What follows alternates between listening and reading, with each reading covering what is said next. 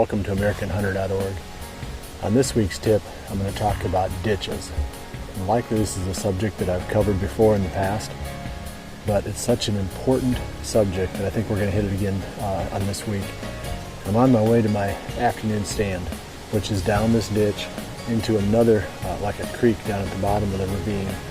And I hook a left and I follow that up and I go up a hill right into the stand. And the reason the stand is so good, and it's been a great producer for me over the years, in part, it's because of the entry and exit route that I've got to the stand. If you look at this ditch, coming up behind me and what I've been through already, it's deep enough and it's steep enough that I can stay below the sight line of most of the deer around here.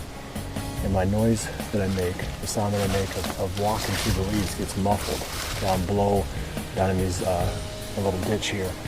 And then also, my scent tends to stay lower because the wind blows over the top of these things. So as long as I'm low enough, my scent tends to stay concentrated down in these ditches too. So you're beating the deer on three levels. They're not as likely to see you, they're not as likely to smell you, and they're not as likely to hear you coming and going to your tree stands. So if you can pull that off, you've covered 90% of the battle of getting in and out of your tree stands without getting busted. And of course, that's a super important thing when it comes to whitetail deer hunting. If the deer know you're there, they're not going to come past your stand. So not only are ditches great for entry and exit, they also tend to have some really good spots along their length where you can put up a tree stand. The very top of the ditch can be a really good spot too, because the deer go around the ditch. If it's steep enough and deep enough, they don't like to go down through it, so they'll go around the top. So the first funnel on a ditch is the one right at the very top. That's usually the one that I'll hunt in most cases if I'm hunting the ditch itself, because you're up higher, up towards the top of the ridge. The wind is a little bit more steady. You don't get as much swirling as what you get when you get farther down into the ditch. And as you go down the ditch, you'll find more places where the deer tend to cross. Wherever the banks are gradual, that's a spot where the deer will cross the ditch. And these can be decent stand locations too, but often, like I said, there's too much swirling in those places to make for a good stand site.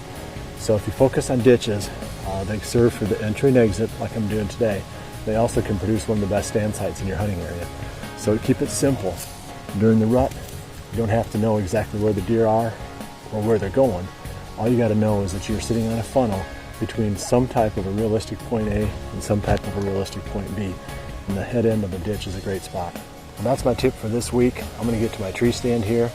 Should be a good evening, a nice cool afternoon here during the rut, and it's an exciting time to be outdoors. Hopefully you're getting out and enjoying it.